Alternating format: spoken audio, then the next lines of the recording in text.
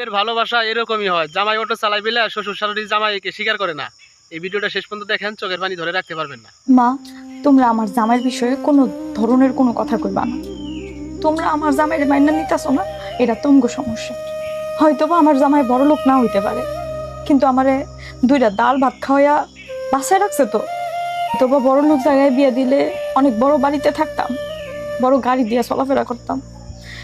তোমাগো বাড়িতে যখন যাইতাম তখন জামাইয়ের গাড়ি দিয়ে যাইতাম।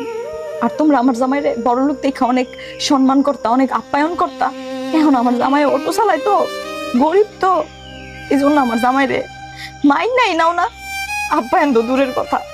আর শুনছি আমার ছোট বোনের জামাইরে নাকি অনেক আপ্যায়ন করো।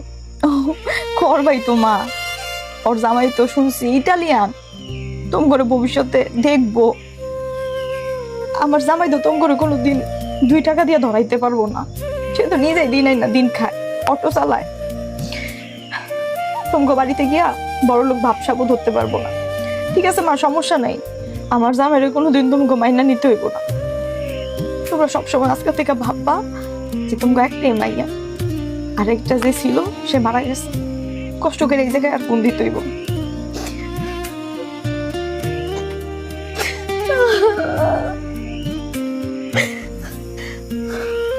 মহিমা,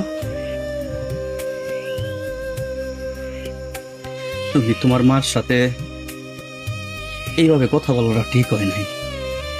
উনি তো তোমারে এই পৃথিবীর মুখ দেখাইছে, তোমার মা।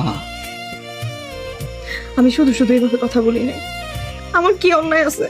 আমি তো ভালোবাসছি, আমি তো অন্য কিছু করি নাই। তারা তো পারে সবকিছু মেনে নিতে, এটা তারা মেনে নিতে পারে না, এটা তাদের সমস্যা, আমার কোনো সমস্যা নাই। আর আমার বিয়ে হয়ে গেছে, এখন আমার জামাইরে যারা মাইনা নিব না তাগুলো আমার কোনো সম্পর্ক নেই। এবার হোক আমার মা আর বাপ। এত ভালোবাসো কেন আমারে? তুমি দোয়া করো, আমি তোমারে সুখ দেওয়ার লাগিয়া যা করার আমি করব। একদিন দেখবা তোমার বাপ মা ঠিকই মাইনা নিব। একটা কথা কি জানো, সবার বাপ মাই চাই তার মায়ারে ভালো একটা জায়গায় বিয়ে দিতে। তোমার বাপ মাও কি করবো খো, আমগো তো তেমন টাকা পয়সা নাই।